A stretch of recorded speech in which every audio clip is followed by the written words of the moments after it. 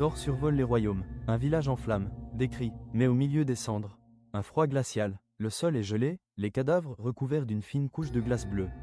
Ce n'est pas l'œuvre d'un simple ennemi, quelque chose de plus ancien est revenu. Thor se souvient alors des légendes d'Asgard. Un peuple oublié, les géants des glaces de Jotunheim, bannis il y a des siècles.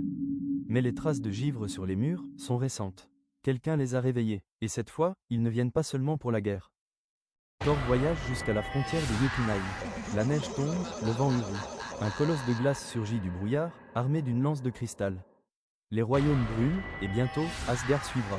Le tonnerre gronde, Thor serre Mjolnir. La guerre est inévitable. Au cœur de Jotunheim, Thor découvre le cœur de givre, un artefact ancien capable de figer des mondes entiers. Il comprend que le chef des géants veut utiliser ce pouvoir pour éteindre le soleil des 9 royaumes. Un combat titanesque éclate entre feu divin et glace éternelle. Dans un rugissement, Thor concentre la foudre du Bifrost. Le ciel s'illumine, le cœur de givre se brise. Les géants disparaissent dans un souffle glacé.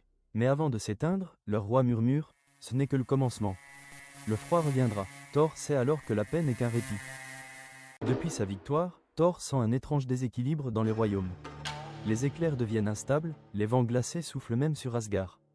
Heimdall lui révèle une vérité terrifiante. Le cœur de givre n'était qu'un sceau, pas une arme.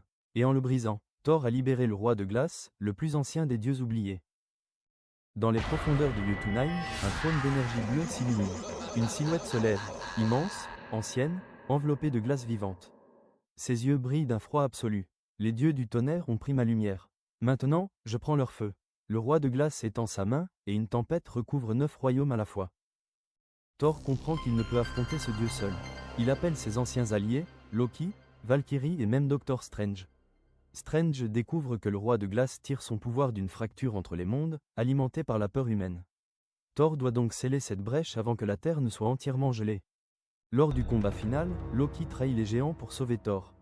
Il utilise sa magie pour détourner la glace vers lui-même. « Frère, je suis né du froid.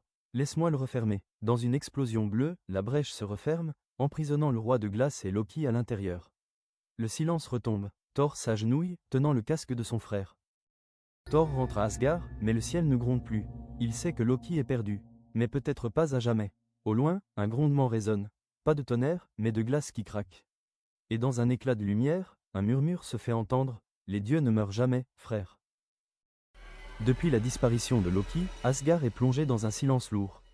Les éclairs ne résonnent plus.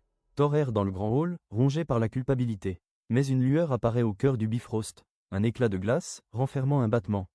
Loki est peut-être encore en vie. Guidé par cet éclat, Thor retourne à Jotunheim. Mais le royaume n'est plus qu'un désert gelé et brisé. Les anciens géants ont disparu, remplacés par une armée d'esprits glacés, les ombres du froid. Au centre de tout, un cristal immense, contenant Loki, figé dans la glace. Les ombres attaquent. Thor invoque la foudre, brisant la glace autour de Mjolnir, et combat sans relâche. Chaque coup de marteau fait trembler la montagne. Mais plus il frappe, plus la glace se renforce, comme si le froid se nourrissait de sa rage. Thor comprend que pour sauver Loki, il doit renoncer à son pouvoir. Il lève Mjolnir une dernière fois et libère toute son énergie dans le cristal. La glace éclate en milliers d'éclairs bleus. Loki tombe au sol, vivant. Mais Thor, lui, s'effondre, vidé de sa force. Sur Asgard, les dieux rendent hommage à Thor, tombé en héros. Mais alors que le soleil se lève, un faible grondement retentit dans le ciel. Un éclair fend les nuages. Et sur le Bifrost, on distingue une silhouette. Plus grand que le tonnerre ne meurt jamais. Thor, le dieu du tonnerre, le guerrier au grand cœur. Mélange parfait entre puissance divine et humour humain. Symbole, la force et la renaissance.